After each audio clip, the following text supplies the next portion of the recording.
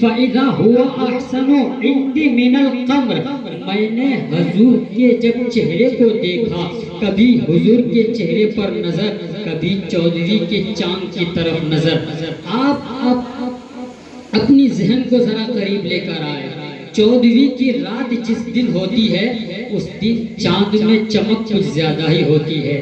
انسان بغیر لائٹ کے اندھیری رات میں چل سکتا ہے، اتنا چاند کی چاندنی میں تشبیہ ہو جاتی ہے۔ تو اللہ اکبر، اسی رات حضرت جابر فرماتے ہیں کہ میں اس رات کبھی اپنی نظر کو سرکار کے چہرے کے اوپر رکھتا اور کبھی چودھویں کے چاند کو دیکھتا، میں کنفیوز ہو جاتا، آخر کون ایسا ہے جو سب سے زیادہ چمک رہا ہو، جو سب سے زیادہ دمک رہا ہو، جو سب سے زیادہ چہل رہا ہو، جو سب سے زیادہ خوبصورت ہو، جو سب سے زیادہ بیوٹیفل پرسنٹ ہو، وہ کون ہے؟ حضرت جابر کچھ ہی دیر کے بعد فرماتے ہیں فَإِذَا هُوَ أَحْسَنُ عِنْدِي مِنَ الْقَمْرِ، تو حضور کا چہرہ مجھے سب سے زیادہ حسین و جمیل نظر آیا۔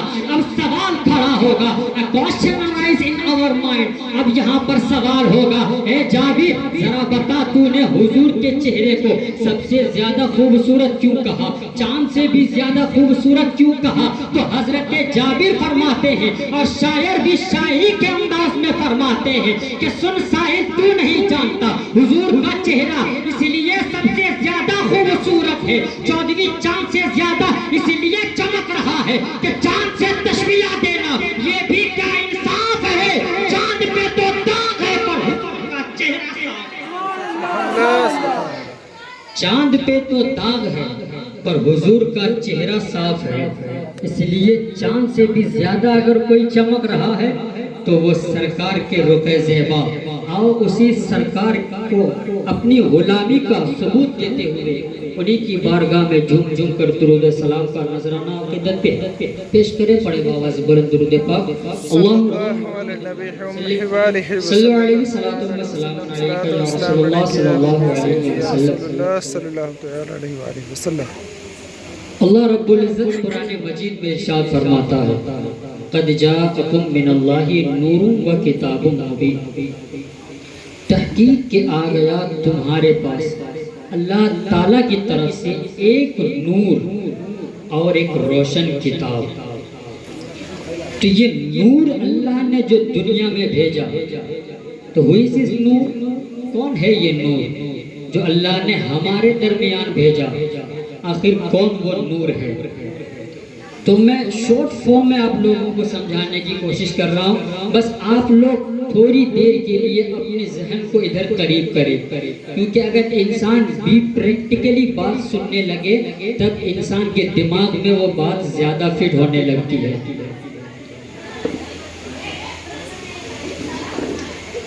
ایک ہوتا ہے بی پریکٹیکلی اور ایک ہوتا ہے theory, then is a both distance, یہ دونوں الگ الگ ہیں۔ پریکٹیکل اور یہ تھیوری جو ہے، یہ جو اسکول لائف میں جو بچے پڑھتے ہیں اسے اچھے سے معلوم ہوگا کہ پریکٹیکل اور تھیوری کیا ہے۔ اگر کوئی انسان یہ پڑھا کہ کمپیوٹر چلانے کے لیے ماؤس اینڈ کی بورڈ کی ضرورت ہے، صرف وہ پڑھا، جب تک وہ پڑھا، جب تک وہ سنا، چلایا نہیں کبھی، تب تک کے لیے اس کا تھیوری ہے وہ، اور جب وہ چلانے لگے، اپنے آپ کو آبزرو کرنے لگے، تب وہ بات پریکٹیکلی ہو جاتی ہے۔ آپ اگر تھوڑی دیر کے لیے دھیان یہاں پر لگائیں گے اور پھر یہ سوچیں گے کہ آج میں نے ڈنر کیا کیا، آج میں نے لنچ کیا کیا، کل کا بریک فاسٹ کیا ہونے والا ہے، پھر آپ کی بات تھیوری پر رہ جائے گی، آپ کو سمجھ نہیں آئے گا۔ آپ کچھ دیر کے لیے اپنا ذہن کو قریب لے کر آئے، تب آپ کو صحیح سے سمجھ میں آئے گا۔ اللہ تعالیٰ نے قرآن میں کہا کہ تحقیق کیا گیا تمہارے پاس اللہ کی طرف سے ایک نور اور روشن کتاب۔ وہ نور کون ہے؟ ایک سائنٹسٹ ہے جس کا نام ہے doctor L Silver, U S A, امریکہ کا رہنے والا۔ وہ امریکہ کا رہنے والا سائنٹسٹ کہتا ہے کہ یہ دنیا قائم ہونے سے پہلے ایک ڈاٹ تھی، ڈاٹ، ٹیسیکل ڈاٹ، سمجھتے ہیں نا، WWW کے بعد جو بندی لگتی ہے اسے ڈاٹ کہتے ہیں، ٹیسیکل ڈاٹ۔ تو وہ سائنٹسٹ کہتا ہے کہ وہ ایک یہ دنیا قائم ہونے سے پہلے ایک ڈاٹ کی شکل میں تھی، وہ ڈاٹ پھٹا اور یہ دنیا بن گیا۔ آج یہاں ہم جو بیٹھے ہوئے ہیں یہ دنیا قائم ہوا، اس سے پہلے ایک ڈاٹ تھی۔ اب یہاں پر اگر سوال اٹھایا جائے، او سائنٹسٹ صاحب اب بتائیے یہ جو دنیا قائم ہونے سے پہلے ڈاٹ تھی وہ ڈاٹ کون تھا؟ وہ کون ڈاٹ تھا جو پھٹا اور پھٹنے کے بعد یہ دنیا قائم ہو گئی، یہ مسجدیں بنی، یہ دنیا بنی، یہ عمارتیں بڑی بڑی بلڈنگیں بنی؟ اس سے پہلے جو ڈاٹ تھا وہ ڈاٹ کون تھا؟ تو اب تک جواب ڈاکٹر ایم سلور کی طرف سے نہیں آیا ہے، لیکن اسے ایک عالم جواب دیتے ہیں۔ اس سوال کو بشکل حضرت جبریل علیہ السلام لے لیتے ہیں۔ One day my prophet Muhammad Mustafa sallallahu alaihi wasallam asking for the Jibril, O Jibril how old are you؟ تمہاری عمر کتنی ہے؟ تو حضرت جبریل I don't know my old، مجھے نہیں معلوم کہ میری عمر کتنی ہے، but I think one thing، میں ایک چیز جانتا ہوں کہ چوتھے حجاب میں ایک ستارہ، چوتھے حجاب میں آپ لوگوں کو سمجھانے کی کوشش کر رہا ہوں کہ وہ جو ڈاٹ ہمارے نبی جو آئے کس قدر آئے۔ جب جبریل سے پوچھنے لگے تو جبریل کہتے ہیں کہ مجھے نہیں معلوم کہ میری عمر کتنی ہے، لیکن میں ایک چیز جانتا ہوں کہ چوتھے حجاب میں ایک ستارہ ہے جو 70,000 برس کے بعد نکلتا ہے، میں نے اسے 72,000 مرتبہ دفعہ دیکھا۔ اب اگر ایک انسان زمین سے کھڑا ہو کر کے آسمان کے ستارے کو دیکھے گا تو کیا وہ گھر کی طرح دکھے گا؟ نہیں، فزیکل ڈاٹ، وہ ڈاٹ کی طرح دکھتا ہے۔ یہاں سے ستارہ ڈاٹ کی طرح دکھتا ہے۔ ایک سائنٹسٹ USA امریکہ کا رہنے والا وہ کہتا ہے کہ دنیا قائم ہونے سے پہلے ایک ڈاٹ تھی۔ جبریل سے پوچھا گیا تمہاری عمر کتنی ہے؟ جبریل کہتے ہیں مجھے نہیں معلوم کہ میری عمر کتنی ہے، ہاں مگر اتنا جانتا ہوں کہ چوتھے حجاب میں ایک جو ستارہ ہے وہ 70,000 برس کے بعد نکلتا ہے، میں نے اسے 72,000 مرتبہ دفعہ دیکھا۔ یہ سن کر حضور تاجدار مدینہ فرماتے ہیں وعزت ربی علی ذالک الکوکب، تو نہیں جانتا تو جس ڈاٹ کو دیکھتا تھا جو 70,000 برس کے بعد ایک بار نکلتا تھا، جسے تو نے 72,000 مرتبہ دفعہ دیکھا، وہ ڈاٹ کوئی اور نہیں ہے، میں ہی وہ ڈاٹ تھا، وہی ڈاٹ پھٹا اور پوری دنیا قائم ہو گئی۔ وہی ڈاٹ پھٹا اور پھٹ کے یہ پوری دنیا قائم ہو گئی۔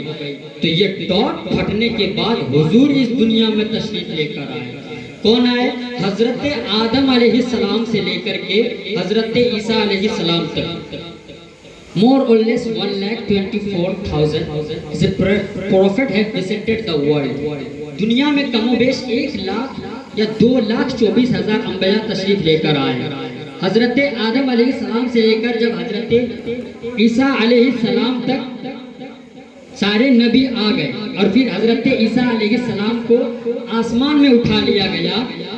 اس کے بعد اور ہمارے نبی کے آنے تک بیچ دوران جو فاصلہ ہے، جو ڈسٹینسنگ ہے، وہ 500 سال کی مسافت ہے، 500 سال کی مسافت۔ اور جب حضرت عیسیٰ علیہ السلام کو آسمان میں اٹھا لیا گیا تب دنیا جہالت کی طرف آگے بڑھ رہی تھی۔ باپ بیٹے میں لڑائی، بیٹا باپ میں لڑائی، گھر میں اگر کسی کی بیٹی پیدا ہو تو اسے پالا نہیں جاتا تھا، اسے زندہ دفنا دیا جاتا تھا۔ یہ کب ہو رہا تھا؟ ہمارے نبی کے آنے سے پہلے۔ اب ہم آمد سرکار سمجھانے کی کوشش کر رہے ہیں کہ آمد سرکار کیا ہے۔ حضرت عیسیٰ علیہ السلام کو آسمان میں اٹھا لینے کے بعد یہ پوری دنیا سناٹا سناٹا ہو چکا تھا، چاروں طرف ظلم کا اندھیرا بڑھ رہا تھا، سارے لوگ شراب نوشی میں جا رہے تھے، کوئی لوگ جوا کی طرف بھاگ رہے تھے، کوئی زناکاری میں جا رہا تھا۔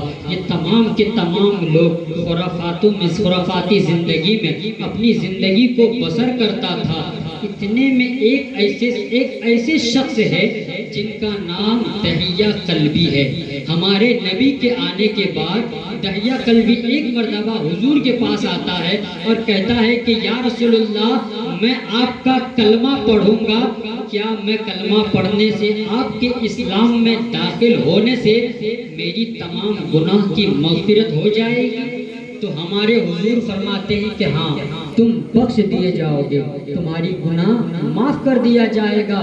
وہ دہیہ کلبی کہتا ہے یا رسول اللہ میں کوئی چھوٹا موٹا گنہگار نہیں ہوں، میں بہت بڑا گنہگار ہوں، میں اتنا بڑا گنہگار ہوں، اتنا بڑا گنہگار ہوں کہ میں اپنے قبیلے کا سردار، اور ہمارے قبیلے میں ہمارے گاؤں میں اگر کوئی بچہ پیدا ہوتا ہے تو اسے دفنانے کے لیے میں ہی سب سے آگے بڑھتا تھا۔ اللہ اکبر۔ اس وقت کی تاریکی بیان ہو رہی ہے۔ حضور فرماتے ہیں کہ واقعی میں تو ایسا کرتا تھا؟ اب ذرا بتا، جو غریبوں کی مدد کرنے کے لیے جو نبی آئے، جو نبی نے بتایا یہ کہ بیٹیوں کو پالنا کس طرح ہے، اس نبی کے سامنے اگر کوئی یہ کہے کہ میں بیٹیوں کو زندہ دفنایا کرتا تھا تو ذرا بتا حضور کا سینہ کس طرح دھڑکتا ہوگا۔ آنکھوں سے آنسو بہنا شروع ہو گئے۔ دہیہ سے کہنے لگے دہیہ بتا تو اور کیا کیا تھا اپنی زندگی میں۔ دہیہ کلبی کہتا ہے میں اپنے قبیلے کا سردار، میں ہر ایک بیٹی کو زندہ دفنا دیا کرتا تھا۔ اتفاق سے میری بیوی ایک دن حاملہ ہوئی، میری بیوی جب پیٹ سے ہوئی، وہ حاملہ ہوئی تو اس دوران مجھے شہر سے باہر جانا پڑا کام کے سلسلے میں۔ تو میں اپنی بیوی سے کہا کہ جب گھر میں کوئی بچہ پیدا ہو، اگر وہ لڑکا ہو تو ناز و شوق سے پالنا، کاندھے پہ چڑھا کے پالنا، اگر بیٹی پیدا ہو تو اسے گلا دبوچ کے مار دینا، اسے زندہ مت رکھنا۔ یہ فرمائش کہہ کے دہیہ باہر چلا جاتا ہے۔ بیوی حاملہ ہے، بیوی پیٹ سے ہے۔ 9 مہینے کے بعد جب بیوی پیٹ سے ہونے کے بعد جب بچہ پیدا ہونے کا وقت آتا ہے، سارے لوگوں نے دیکھا ہے کہ دہیہ کلبی کے گھر میں جو بچہ پیدا ہوا وہ کوئی لڑکا نہیں بلکہ لڑکی پیدا ہو چکی۔ اب پتی جو اس کا تھا، جو اس کا شوہر تھا، وہ شوہر کہہ کر گیا تھا کہ اگر بیٹی پیدا ہو تو زندہ دفنا دینا۔ ایک ماں سے پوچھو ماں کی ممتا کیا ہوتی ہے۔ بیٹا اگر کھیلتے کھیلتے باہر چلا جائے، کوئی اگر مار دے یا ٹھوکر لگ کر وہ گر جائے تو ماں کی ممتا کچن سے آواز اٹھاتی ہے۔ ماں اگر بیڈ روم میں ہو تو وہاں سے آگے بڑھ جاتی ہے۔ ماں کی ممتا کو پتا چل جاتا کہ میرا بیٹا کو چوٹ لگ چکا ہے، میرا بیٹا گر چکا ہے۔ ارے وہ ماں کی ممتا آخر کیسے اپنے ہاتھ سے اپنی بیٹی کو دفنا دے، جس کوکھ میں اپنے ماں نے 9 مہینے اپنی بچی کو رکھا۔ اتنی درد شدید درد کو سہنے کے بعد اگر گھر میں کوئی بچہ پیدا ہو تو کون ایسی ماں ہے جو اپنے ہاتھوں سے بچے کو دفنا دے؟ وہ ماں اپنی بیٹی کو دفنانے نہیں سکتی ہے، دفنا نہیں پاتی ہے، اپنی بیٹی کو نہیں دفناتی ہے، اپنی بیٹی کو نہیں مارتی ہے، بلکہ اسے ناز و شوق سے پالنا شروع کیا جاتا ہے۔ اور کچھ دنوں کے بعد جب دہیہ کلبی شہر سے واپس آتا ہے، گھر کی طرف آتا ہے تو وہ اس کی بیوی اپنی بچی کو پڑوس کے یہاں چھپا دیا کرتی ہے۔ کچھ دوران اس طرح چلتا رہا۔ بیٹی جب بڑی ہونے لگی، 8 سال کی عمر کی ہو چکی اس کی بیٹی، ایک دن دہیہ کلبی شہر سے اچانک واپس آ جاتا ہے۔ بیوی کو پتا نہیں کہ میرا شوہر آنے والا ہے۔ دہیہ کلبی جب گھر واپس آ جاتا ہے، دیکھتا ہے کہ گھر کا دروازہ بند ہے۔ دہیہ کلبی باہر سے دستک دیتا ہے کہ کون ہے گھر کے اندر، دروازہ کھول دیا جائے۔ دہیہ کلبی کے گھر کے اندر سے آواز آتی ہے، ایک چھوٹی بچی جو کہتی ہے تو کون ہے جو گیٹ کا دروازہ کھٹکھٹا رہا ہے، تو کون ہے جو دروازہ کھٹکھٹا رہا ہے؟ تو وہ کہتا ہے کہ تو کون ہے اندر، جو اندر سے بچی کی آواز میں بول رہی ہے؟ تو وہ بچی کہتی ہے میں اس گھر کی ملکہ ہوں، میں اس گھر کی سرتاج ہوں، میں اس گھر کی لاڈلی بیٹی ہوں۔ تو وہ کہتا ہے کہ تو اس گھر کی لاڈلی کیسے ہو سکتی ہے؟ اس گھر کا نوجوان تو میں ہوں، اس گھر کا ہمسایہ تو میں ہوں، اس گھر کو چلانے والا تو میں ہوں، میری تو کوئی بیٹی نہیں ہے، پھر تو کہاں سے آ گئی؟ دروازہ کھول دیا جاتا ہے۔ بیٹی باپ کو جب دیکھتی ہے تو بیٹی کا سینہ چھلی چھلی ہو جاتا ہے۔ بیٹی دوڑ کر کے باپ کے گلے پکڑ لیتی ہے اور کہتی ہے ابا جان 8 سال ہو چکے، اب کہاں پر تھے آپ؟ میں روزانہ مغرب کے بعد دروازے پر بیٹھ کر آپ की आशा देखती थी कि अब मेरे बाप घर से, अब मेरे बाप वापस आएंगे। रोजाना जब मेरी आंखें खुलती तो मैं ये सोचकर अपनी आंखों को खोलता कि जब मेरी आंखें खुली तो मैं अपने बाप का चेहरा देखूं। अब्बा आप 8 साल तक कहां पर थे? बाप देखकर हैरान हो जाता है कि मेरे घर में ये बेटी कहां से आ जाती है। वो शौहर बड़ा गुस्से में बीवी से पूछने लगता है कि ये बेटी किसकी है, ये कहां से आई है? तो बीवी कहती है ये हमारी बेटी है, मैंने इसे मार नहीं सका, मैं इसे जीने का सहारा दे सकता हूँ, मैं इसे मार नहीं पाऊंगी, मेरी माँ की ममता है, मैं इसे कभी नहीं मार पाई। वो तहिया कल्बी का सीना इतना बेरहम था, इतना शदीद, उसे शैतानों ने जहर लिया था कि जब वो तहिया कल्बी कुछ दिनों के बाद अपनी बेटी को लेता और कहता चल मैं तुझे दावत पर लेकर जाता हूँ।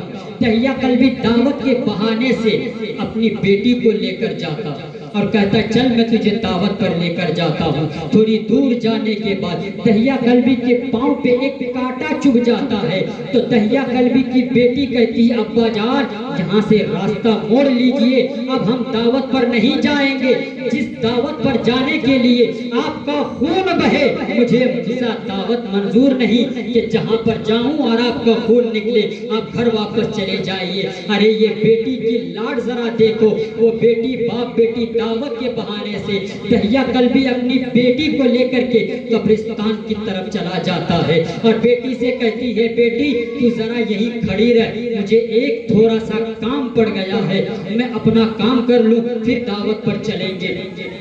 तहिया कल्बी एक फव्वारा लेकर आता है जिससे मिट्टी की खुदाई होती है, वो फव्वारा लेकर मिट्टी को खोदने लगता है।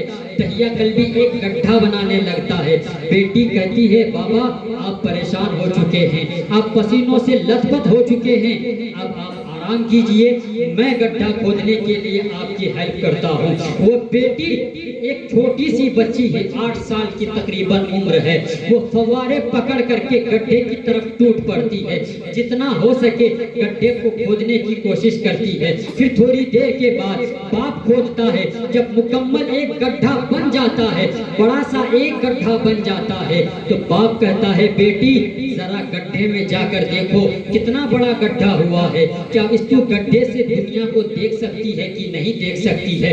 वो बेटी को गड्ढे में डाल दिया जाता है और जब बेटी गड्ढे में चली जाती है तो बेटी सोचती है कि बाप मेरे साथ खेल खेल रहा है, बाप मेरे साथ हंसी मजाक का खेल हो रहा है। तहिया कल्बी ऊपर से मिट्टी डालने लगता है, बेटी की हिम्मत अब नहीं हो रही है कि बेटी गड्ढे से बाहर आ जाए। सुनना मेरे कौम की तमाम औरतों से मैं गुजारिश करूंगा कि तुम्हें जो जिंदगी मिली है, किसकी बदौलत तुम्हें जिंदगी मिली है, जरा बातों को बगौर समाज करना। तहिया कल्बी ऊपर से मिट्टी डालने लगता है और जब मिट्टी डालता है, जब बेटी को दफनाते दफनाते मिट्टी डालते डालते जब छाती तक मिट्टी का बोझ हो जाता है, जब उसकी सांस फूलने लगती है तो बेटी कहती है अब्बा आप जरा हाथ को आप आगे बढ़ाइए, मेरे हाथ को पकड़ लीजिए और मुझे ऊपर की तरफ खींच लीजिए, मुझे सांस लेने में तकलीफ हो रही है। वो बेटी की लाड प्यार को नहीं देखता, तहिया कल्बी उसके हाथ को नहीं पकड़ता बल्कि मिट्टी डालते ही जाता। जब गर्दन तक मिट्टी आ गई, अब वो तहिया कल्बी की बेटी मजबूर हो जाती है, अब कुछ करने का नहीं है। वो बेटी अपने माथे को आसमान की तरफ बुलंद करती है और कहती है कि ए रब्बे जुल जलाल, ए दुनिया को बनाने वाले, क्या तुझसे कोई भूल हो गई है, क्या तुझसे कोई खता हो गई है, क्या दुनिया में औरतों को जीने का कोई हक नहीं है, क्या दुनिया में लड़कियों को जीने का कोई हक नहीं है, क्या इसी तरह लड़कियां जब जब जिसके घर से पैदा होगी लड़कियों को दफना दिया जाएगा? क्या तू इस दुनिया में इस कानून को बदलने वाला पैदा नहीं करेगा, इस कानून को बदलने वाला पैदा नहीं करेगा? ऐसा कोई दुनिया में नहीं आएगा जो इस कानून को भी बदल दे, इस ज़ाब्ते को भी बदल दे, इस नतीजे को भी बदल दे और बेटी को जिंदा गाड़ने का रिवाज ना चले बल्कि बेटी को पालने का रिवाज चले। क्या तुझसे भूल हो गई है जो मुझे तूने पैदा किया? क्या मुझे दुनिया जीने का हक नहीं है? क्या मैं दुनिया नहीं देख सकती? वो तहिया कल्बी अपनी बेटी को जिंदा दफना देती है। ये उस कौम का नतीजा है, उस वक्त का ये आलम है। जिसके घर में भी बेटी पैदा हो उसे जिंदा दफना दिया دیا جاتا تو وہ بیٹی جب اپنے فضاؤں میں اپنے ماتھے کو بلند کر کے کہتی ہے کہ یا رب ذوالجلال کسی کو تو اس دنیا میں بھیج جو اس دنیا کا سسٹم بدل دے، جو اس دنیا کا قانون بدل دے، جو اس دنیا کا نظام بدل دے، تو اللہ تبارک و تعالیٰ کو مشیت الہی کو جلال آیا اور اللہ تبارک و تعالیٰ 20 اپریل 571 عیسوی میں سوموار کے دن 12 ربیع الاول کو صبح صادق کے وقت عبد المطلب کی پیٹھ سے شکم آمنہ سے اللہ تبارک و تعالیٰ نے مصطفیٰ کو پیدا کیا۔ ادھر جبریل آئے جھنڈے لے کر کعبے پہ چڑھے، تبھی تو شاعر فرماتے ہیں کہ ابھی جبریل اترے بھی نہ تھے کعبے کی منبر سے کہ اتنے میں صدا آئی ہے عبداللہ کے گھر سے مبارک ہو محمد مصطفیٰ تشریف لے آئے۔ نعرہ تکبیر، نعرہ تکبیر، نعرہ رسالت، سرکار کی آمد، سرکار کی آمد، دلدار کی آمد، طٰہٰ کی آمد، مدثر کی آمد، مزمل کی آمد، نعرہ تکبیر، نعرہ رسالت سبحان اللہ۔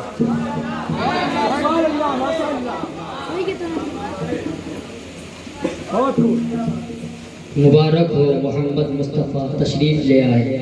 اب اگر کوئی یہ کہے کہ تم جلوس کیوں مناتے ہو، کیوں نہ منائے بھائی ہم، جس کے صدقے میں ہماری مائیں آج زندہ ہے، جن کے صدقے میں آج میرے باپ کا سر کا تاج زندہ ہے، جن کے صدقے میں ہمیں زندگی ملی ہے، اگر ان کا جلوس نہ منائے تو کیا منائے۔